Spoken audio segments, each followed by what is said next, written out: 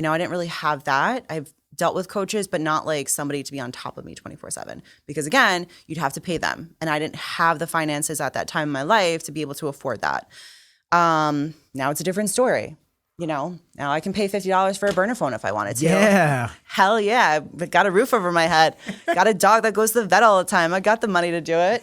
But yeah, so I stemmed away from CrossFit for those reasons. And that chapter was over. And then I was like, I'm never going to compete again. Like, I'm done with that. And people, once they saw me in like an LA Fitness, eventually, they were like, do you compete in bodybuilding? And I was like, no.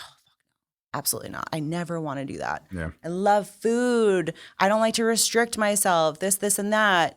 And then I got the itch. Yep. And then wellness came out and I had heard about it. I did my research and then found my coach, which I did a lot of research on him. And here I am. So as a woman going into the sport, what do you think is like one of the biggest issues that you see with coaches and guidance for female athletes?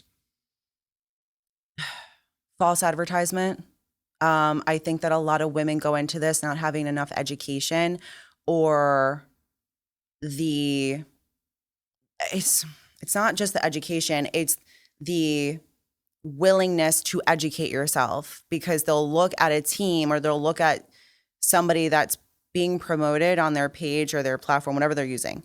And they're like, oh, these people they're kind of like pushing out crazy looking athletes and they look great. Right? But they don't know anything about how they're actually pushing them in their off seasons, in their preps. They don't know what kind of gear that they're taking. They don't educate them. They're not making sure their health is optimal in order to get them to those places, in order to enter a prep. So there's like the lack of education there. And there's a lot of people that will just take you on because they just want a quick little pinch of quick monthly, however much they're charging. Exactly. That was my coach. Exactly. So it's like, there's that. And unfortunately, I think that women are very insecure today, where they just want to look apart and they focus and they fixate on the end goal, that they'll do anything. They don't think about the gear that they're about to put in their bodies. They don't do that. I know young girls that are taking. It's insane.